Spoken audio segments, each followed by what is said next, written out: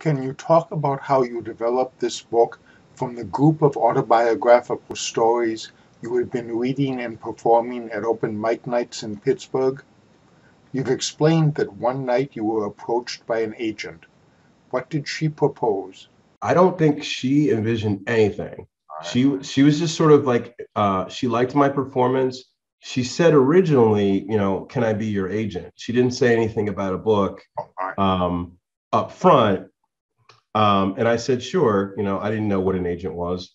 And so she called me a few days later, and she sent me an email, and I signed on with my agency.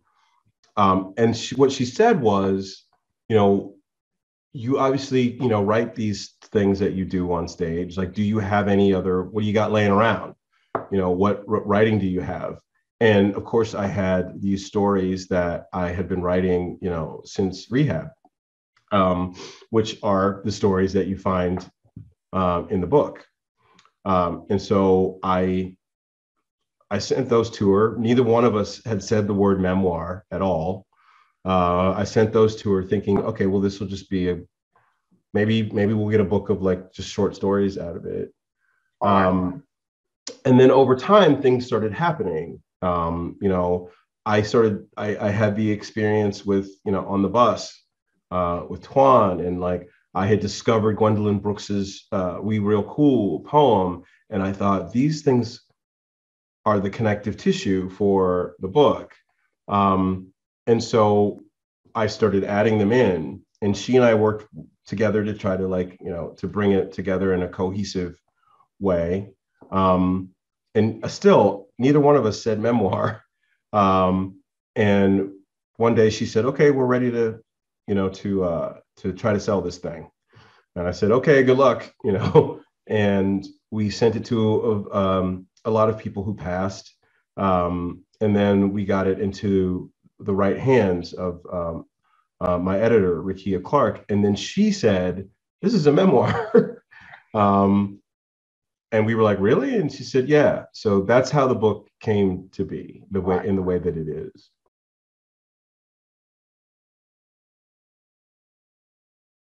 And I the Gwendolyn Brooks poem, I know where I read it first, but I don't know what was happening. This is what we were talking before about memory being faulty. I know where I was, and I think I was writing the stories, but I don't know if I had a book deal yet when I found the Gwendolyn Brooks poem.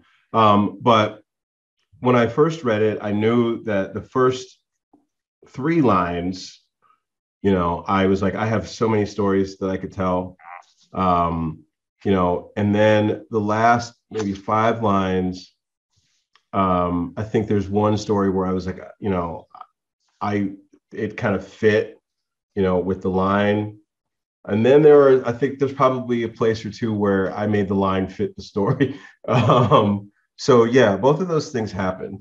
All I knew was that I wanted to drape the book around the bones of this poem. And that's, yeah. And so sometimes you have to do a little, pushing and shoving to make things fit, like trying to get a couch in a door. You've said that your memoir presents a view of Black masculinity very different from the one Brooks portrays in her poem. Why did you choose to use the poem to structure your memoir? To sort of prove a point with irony. I think the line, let's see, We Real Cool, I wrote a story that was, the opposite of that line. In that story, I am not cool. We left school. Talk about what cool meant.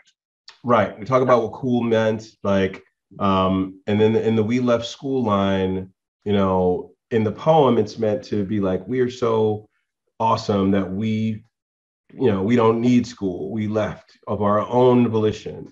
But in the stories that I tell, I left school because I was scared, because I was running away from myself. We lurk late, and again, I think most of the lines in the poem kind of work against the story that I'm telling. And I think that I'm trying, to sort of make this point about the fact that here's this poem about well, supposedly what, you know, these boys think cool is. And then here's me, you know, not being able to do any of these things. So I kind of, you know, am trying to work the poem against my life in this way that I hope, you know, people take notice of.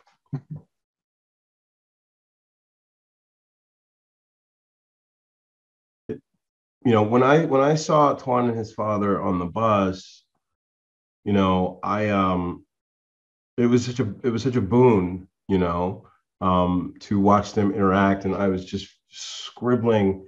I had pages and like pages and pages of like these notes that I couldn't, you know, couldn't make out. Like after, you know, when I got them all home, I was like, what the hell did I mean here? So I had to go back and really remember, you know, what I was talking about. If anything, their interaction, there was nothing that I took out because of including their interaction. There were definitely things that I thought were relevant to my experience, that were relevant to what was going on between this father and son, that I added because of the interaction between the father and son. You know, like the thing about the game, he was given this, you know, playing like Candy Crush or something with, you know, an iPad, you know, and that just was like, well, I need to talk about my horrible experience with sports and being handed this thing, you know, that I'm supposed to be able to know how to work, you know. So that was, you know, a gift from being on that bus at that time, you know. Is there anything in what we see of Twan and his father that you changed from what you observed or recalled in order to make it a better story? No. All right. Because I was, you know, it was it was a bus ride, and like, you know, I'm like writing these notes, and you know, I just went directly from the notes. Yeah.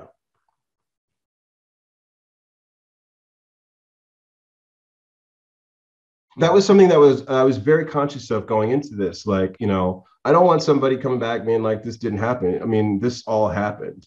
Um, so I wanted to be as absolutely close to the way things happened as possible.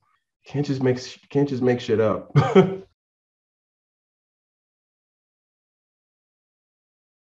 It's not easy for me to do. Where you don't want to change the facts. You have to like go through your memories and figure out what story, you know, what other thing would complement this first thing perfectly so that the reader can get something out of it. Like the reader is the most important thing. Um, I love the idea that I'm able to unburden myself, and that writing is cathartic, and it's an artistic outlet. But you know, I always have to remember that the reader needs to get something out of this, and so I just try like really hard. I mean, these stories were revised and revised and revised and revised again, you know, in order to try to get what I thought was a good balance, you know, in braiding. Um, so yeah, it was difficult to do, but like, you know, if I'm trying to braid a story around the like the end part of the story, you know, I have this story that I want to tell about something that happened to me, and I have this thing I want to braid into it. So I'm using the end part of the story to braid into this. And I'm like, okay, well, the end of it doesn't work.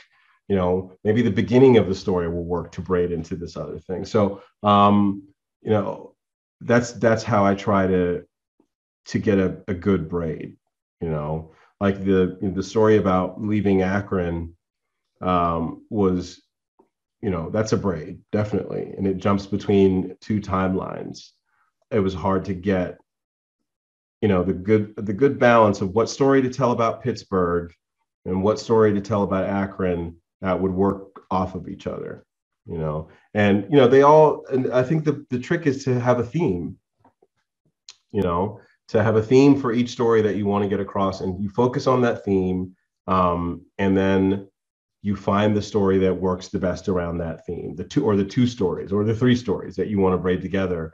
that work best around that theme. So that's the trick of it.